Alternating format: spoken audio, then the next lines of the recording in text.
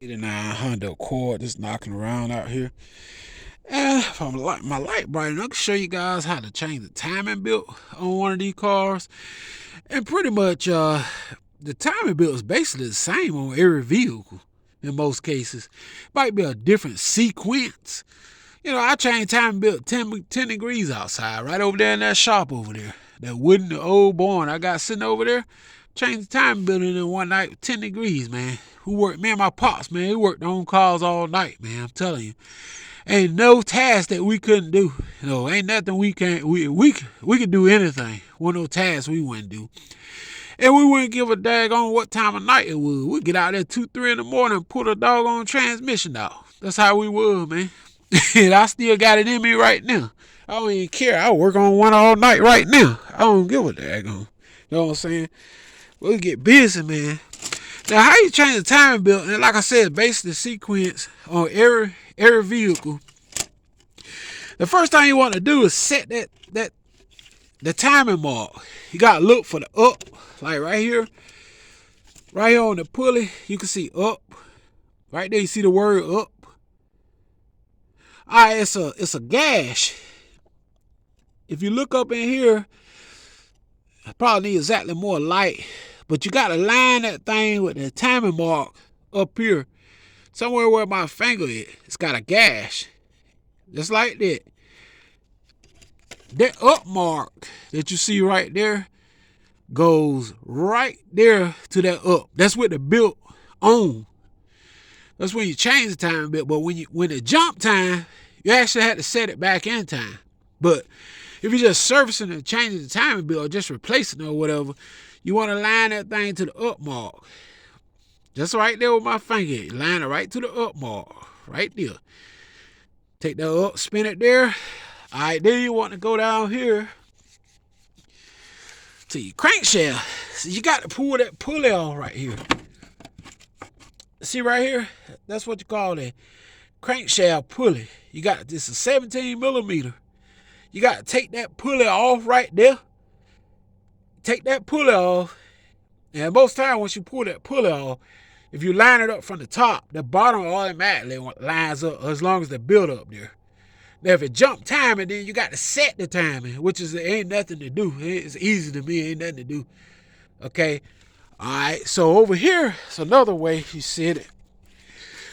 If you look through, right down there's like a peephole down there with top dead cylinder. Right up in there, y'all probably can't see it, but it's a hot to see that peephole around down up in there. I think y'all probably can see what I'm talking about right there. You can pull out the number 1 spark plug. Also can make sure it's top dead cylinder. Stick like a screwdriver down up in there. They'll let you know. But in most cases, if you line that build up before you take it off, you ain't got to worry about none of this. Automatically in time. Now, only time you have to worry about that stuff if the built breaks. If that built breaks, then you got to sit it back in time. So that's the only problem. Now, on certain Hondas and certain cars or whatever, Nissan, I think most Nissan run chains. It's on some of those Hondas are locking tool where you lock these pulleys in place when you take the belt off so it doesn't move and move a notch or two is at a time. It's got a special tool that you use to lock these pulleys in place, especially on the ones that have a sprocket here and a sprocket here. Some of them got 2 sprockets, like on that Honda over here, that white station wagon Honda right there.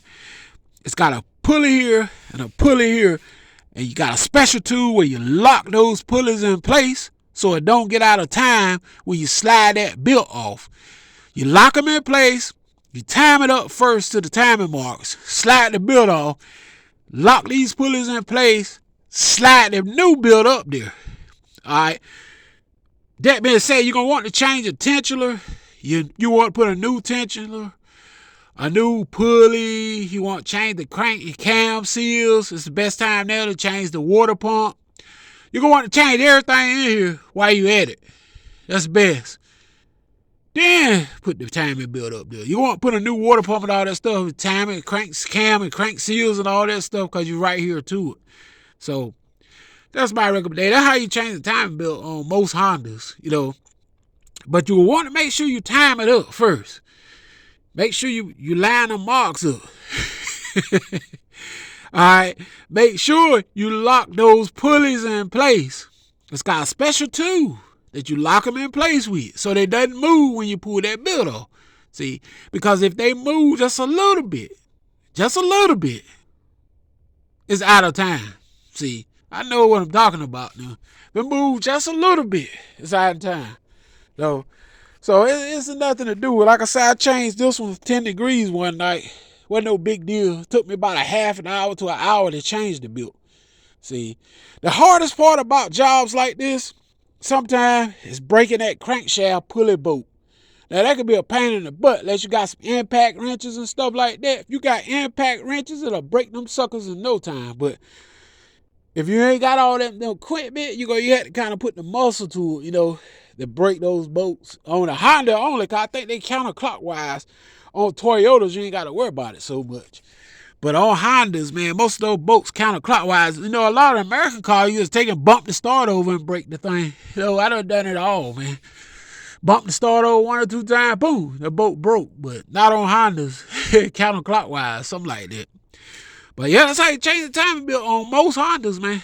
It's the same sequence, Like this one here got a single pulley. Some of those Hondas got 2 pulleys. Like on that one. With the dual H overhead cam, something like that. It's got a pulley here and a pulley here. Those particular ones right here, you want to lock those pulleys in place before you slide that belt off. Honda Prelude, same way, you want to lock those belts in place, those pulleys in place so you can slide that belt right off. So it's an easy process, man. We done everything. Timing belts, engines, motors, transmission. We used to use a doggone lawnmower frame to push the transmission up under the car. We used to jack it up high enough, push it right through the front with a lawnmower frame. Had the transmission sitting on the lawnmower, push it right up under the car, take the jack it up, and she was done deal. We used to do it, man. Automatic transmission. Shit, we take a lawnmower frame, push it up under the car. Windscreen. We made stuff easy.